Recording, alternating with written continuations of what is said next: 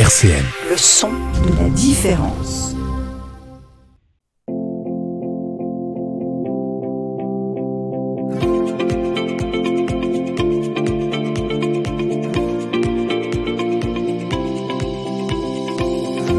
Les masques tombent sur RCN, Sarah Leroy.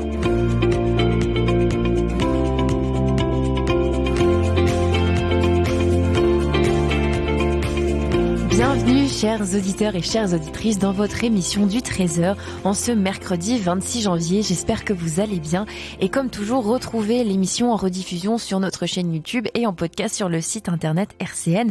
Alors aujourd'hui dans les masques tombent, j'ai l'honneur de recevoir grand artiste dans nos studios et bien connu de l'équipe RCN.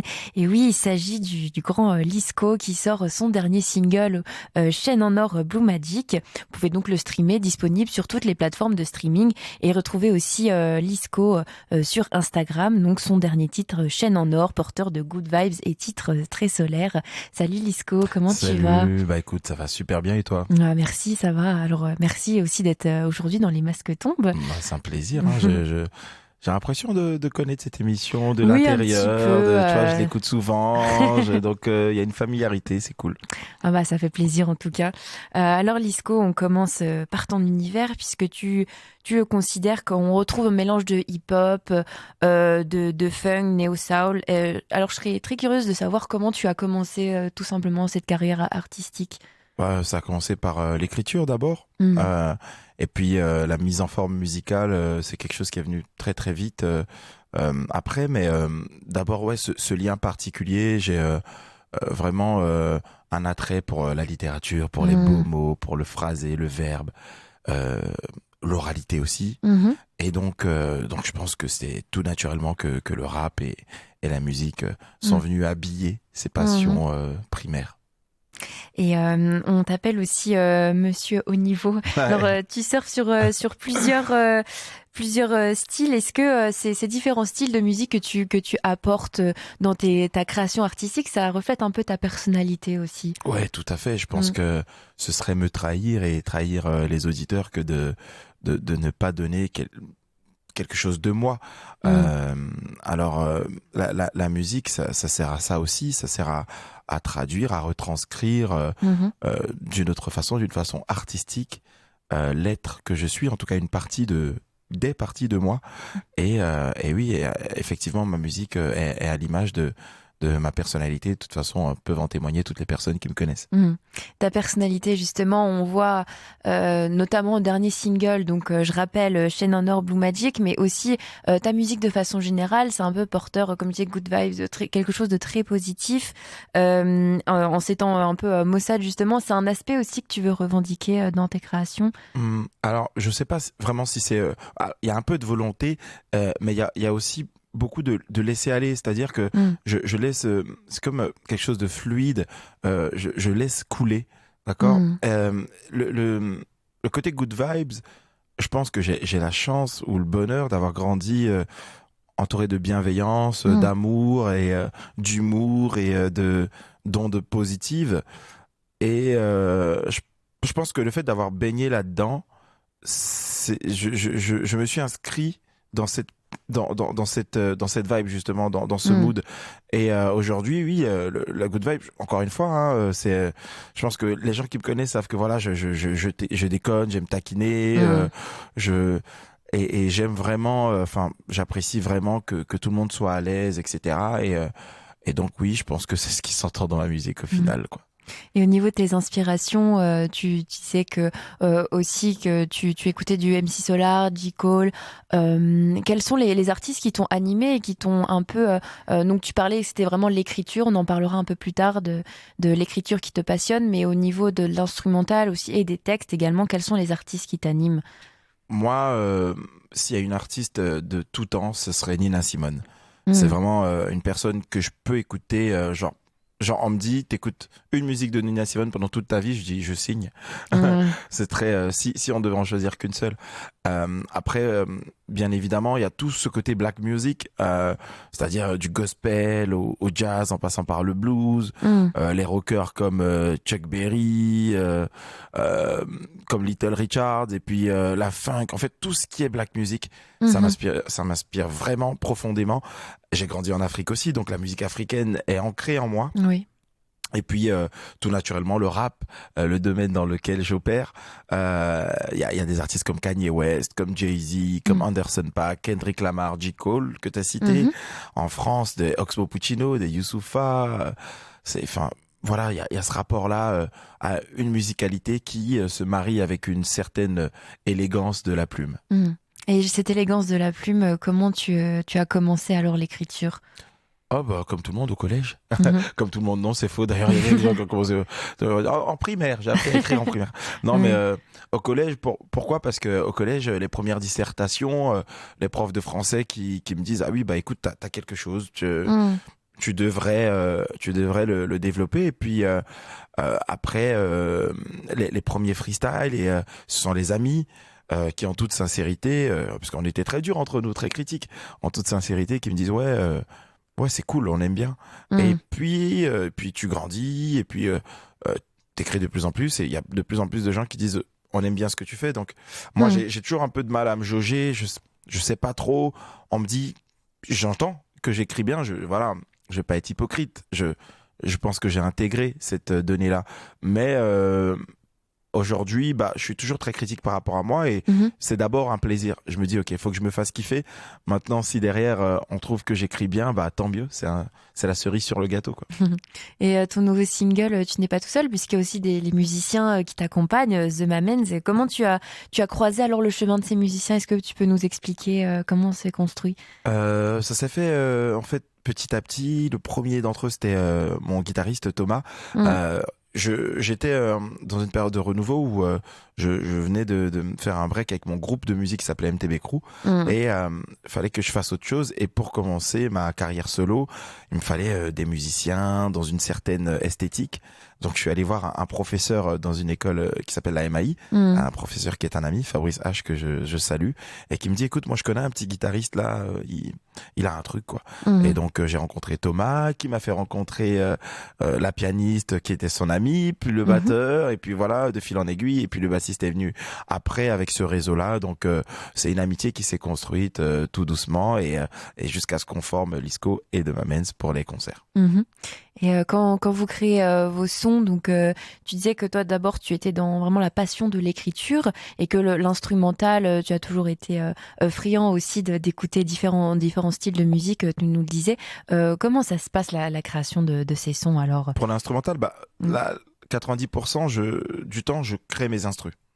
Je les fais parce que je compose, et j'aime aussi bosser avec d'autres beatmakers, d'autres producteur, comme on dit, de musique, et donc ça dépend. Si il y a un beatmaker qui a une instru qui me plaît, je vais bosser avec lui et rapper sur son instru, et ou sinon essayer de modifier son instru pour que ça colle à mon univers. Ou alors c'est des prods que je fais, donc je compose mon instrumental. Par exemple sur Chaîne en or, j'ai composé l'instrumental, et j'ai un ami qui est arrangeur qui est vraiment, c'est un génie, qui s'appelle Paul Auguste, qui est venu avec moi en studio pour un peu donner de la consistance à cet instru. Et puis il y a mon guitariste qui est venu poser aussi une petite guitare funk dessus. À la fin du morceau, c'est mon bassiste qui est venu jouer des petites lignes de basse assez groovy. Donc ce morceau-là, il s'est construit vraiment avec les Mamens, mes musiciens, progressivement. Mais c'est vrai que j'avais déjà 80% de l'instru, j'avais déjà un socle solide, avant de rajouter l'aspect organique, l'aspect un peu plus naturel de la musique. Et puis le morceau termine par ce qu'on appelle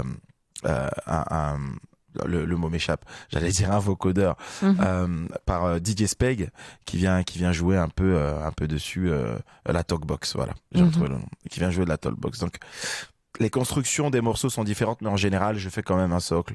J'ai 80 ou 90% de l'instru, et après les arrangements viennent par la suite.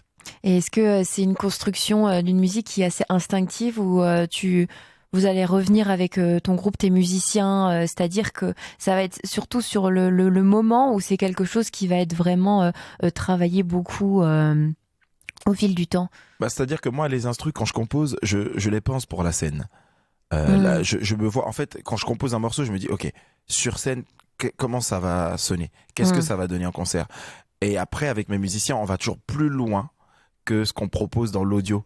L'audio est trop fixe. Ce qu'il y a de génial avec la scène, c'est que un morceau, parce qu'un morceau, il est jamais fini. Surtout pour quelqu'un comme moi, je suis un éternel indécis, c'est jamais fini. Donc, sur scène, c'est un prolongement du morceau, on lui donne une nouvelle vie, un autre souffle, on modifie les choses.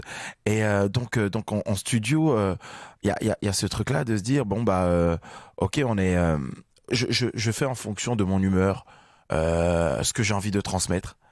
Et après parfois il y a des morceaux où je me dis déjà avant même de composer, ouais, je veux un truc qui sonne à peu près comme ça. Et puis, chemin faisant, parfois j'y arrive, parfois non, parfois on se perd et puis on arrive vers autre chose, mais c'est encore mieux. Donc, oui, finalement, on peut dire que c'est une musique assez instinctive.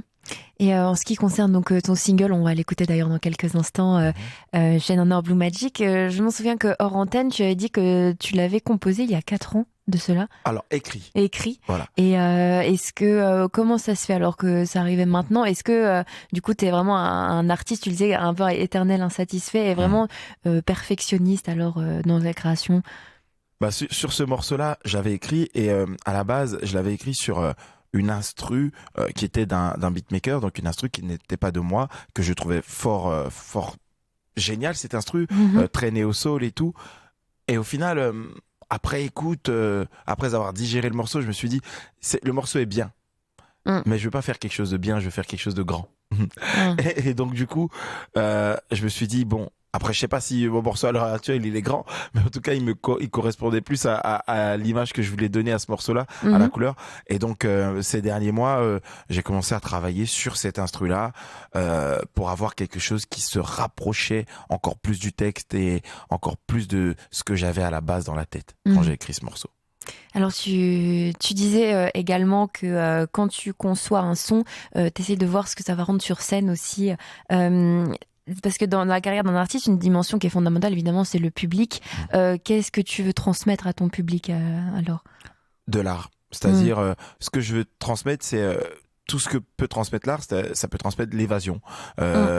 Ça peut émouvoir.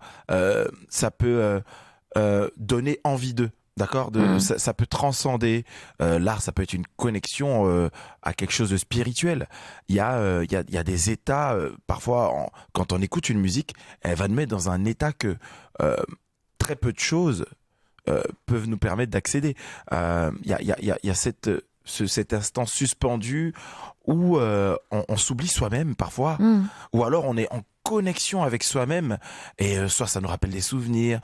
En tout cas, il faut que l'art, pour moi, provoque quelque chose. L'art, pour moi, dans ma définition, c'est pas juste provoquer, c'est provoquer quelque chose. Et si je fais un concert ou une musique et qu'à la fin de cette prestation, tu n'as rien ressenti ou ça ne t'a pas emmené d'un point A à un point B, eh bien pour moi, ce sera un échec. Si tu n'as pas laissé tes soucis ou tes tracas ou ça n'a pas été un instant suspendu où tu étais avec moi, je t'ai embarqué dans cette bulle artistique, eh bien c'est un échec. Et c'est ça en fait ma vision. Quand je suis sur scène, c'est est-ce que je t'ai transporté, est-ce que je t'ai emmené quelque part? Alors tu parles vraiment comme quelqu'un de passionné, un artiste vraiment passionné dans ce qu'il fait. Est-ce que tu es passionné aussi de littérature? Ton livre préféré, c'est L'écume des jours de Boris Vian. Et oui, je suis renseignée. Tu es aussi passionné d'opéra ou de cuisine. Est-ce que toutes ces passions aussi, ça se ressent dans ce que tu crées dans ta musique? Oui, je pense, j'espère. Et c'est pour ça qu'on revient à ce qu'on disait au début. Je parlais avec un artiste qui s'appelle Abdal Malik, que j'ai eu la chance de rencontrer il y a quelques années, et il m'a dit reste intègre. D'accord. La notion d'intégrité, de vraiment de ne pas tricher. On peut se mettre dans des rôles, mais dans ce rôle-là, faut pas tricher. Dans Chaîne en or, j'interprète Chaîne en or, c'est un morceau qui commence très violemment, qui commence par une scène d'agression. Baisse les yeux et donne-moi ta chaîne en or vite. Je n'ai jamais agressé quiconque, mais je me mets dans la peau du personnage. Et quand je suis dans la peau du personnage, je suis dans une certaine réalité. Je ne triche pas. Et je pense que ça, c'est une notion qui est importante. C'est de vraiment, de vraiment donner, de vraiment se donner. Alors on parle beaucoup de ton single Chaîne en or. Alors je suis toujours avec Lisco et son dernier single, justement, on va l'écouter maintenant, Chaîne en or Blue Magic, dans Les Masques tombent sur RCN. C'était Chaîne en or Blue Magic de Lisco. Allez streamer ce dernier single, disponible sur toutes les plateformes de streaming. Alors on va revenir un petit peu à tu t'en as parlé justement en 2009, tu as créé le groupe MTB Crew. Ensuite, pendant 7 ans, tu as fait les premières parties des scènes, notamment avec des artistes comme Jay-Z Baz, La Fouine, Demi-Portion. Comment tu conçois maintenant cette évolution dans ta carrière? Je pense que cette évolution, elle est nécessaire, elle est fondamentale. Je pense que il faut vraiment écumer ces scènes-là. Il faut aller au charbon. Il faut se prendre une confrontation avec le public avant de jouer sa carte. C'est en forgeant qu'on devient forgeron. Donc ces scènes-là, elles m'ont forgé. Elles ont contribué au fait que aujourd'hui je sois à l'aise sur scène. Aujourd'hui, je me sens parfois plus à l'aise sur scène que dans certaines soirées. Il m'est arrivé d'être invité à des soirées et puis d'être très mal à l'aise. Après, heureusement, je pense que je suis quelqu'un d'avenant, donc on va pas ressentir, mais il m'est arrivé d'être en soirée et puis de me sentir seul, d'avoir qu'une hâte, c'est de rentrer chez moi. Et ça ne m'est jamais arrivé sur scène. Je suis parfois plus à l'aise sur scène et parfois même plus compris sur scène que dans certaines conversations.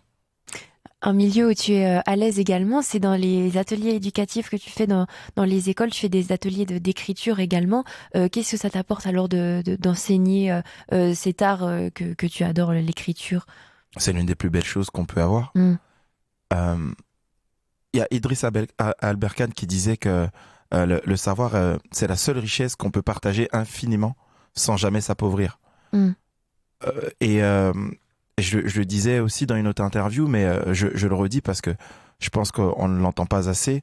Quand il y a des choses qui sont en notre pouvoir, des choses qu'on a pu acquérir, qu'est-ce qui nous empêche de les distribuer? Ça ne nous coûte rien. Et bien au contraire, on s'enrichit en plus avec l'interaction humaine.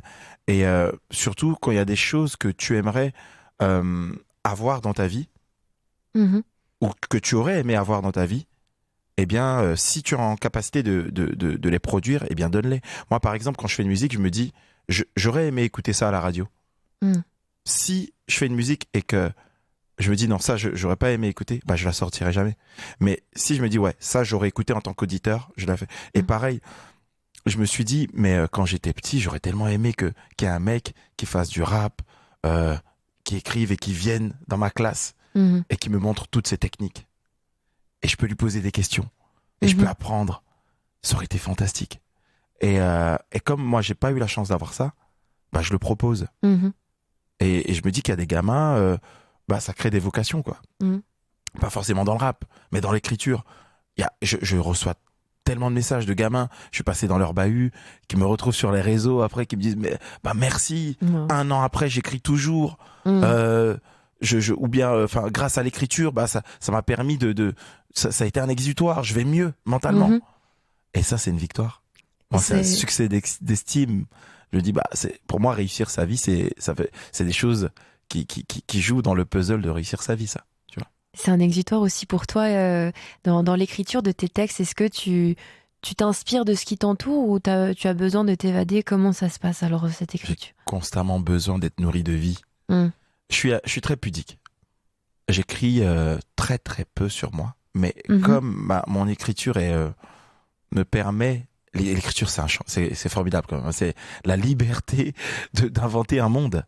Si ce monde ne te correspond pas, t'en crées un dans l'art et personne ne pourra rien dire et tu es maître de ce monde. C'est fantastique. Donc oui, effectivement, je mets un peu de ma vie, mais beaucoup de la vie des autres. On peut avoir une conversation. Tu peux me parler de ton ex, d'accord? De façon anodine. Évidemment, dans la musique, je vais pas citer les noms, je vais pas décrire, mais ça va me nourrir. Et il y a des gens avec qui j'ai eu des conversations qui, 5 ans après, ça m'a donné des idées de textes. Mais ces gens-là, ils vont peut-être se reconnaître, mais sans jamais être trahis, sans se dire, ils parlent de moi. Ça, waouh, ça ressemble à mon histoire. Et c'est ça, en fait, c'est aussi un regard limite journalistique où j'analyse et je donne après. Alors on a écouté ton single Chaîne en or, mais on va écouter maintenant une deuxième chanson, c'est un featuring avec Adeline et c'est Twilight sur RCN. Et c'est toujours un plaisir d'être avec Lisco dans Les Masques tombent. Alors dans ce premier, le single, donc Chaîne en or Blue Magic, on est donc plongé dans un univers West Coast années 90 à Los Angeles. On retrouve donc de la guitare, de la funky bass, des batteries, des synthés. Dis-nous Lisco, est-ce que toi aussi tu as des talents de musicien ou tu aimerais bien? Je suis pas un grand musicien. Moi, je compose en MAO, je fais 2-3 accords, je pianote un peu, donc voilà, ça me suffit pour faire dans la musique que je fais. Et puis après, mes musiciens viennent faire les arrangements. Mais oui, moi, mon talent, il s'arrête là.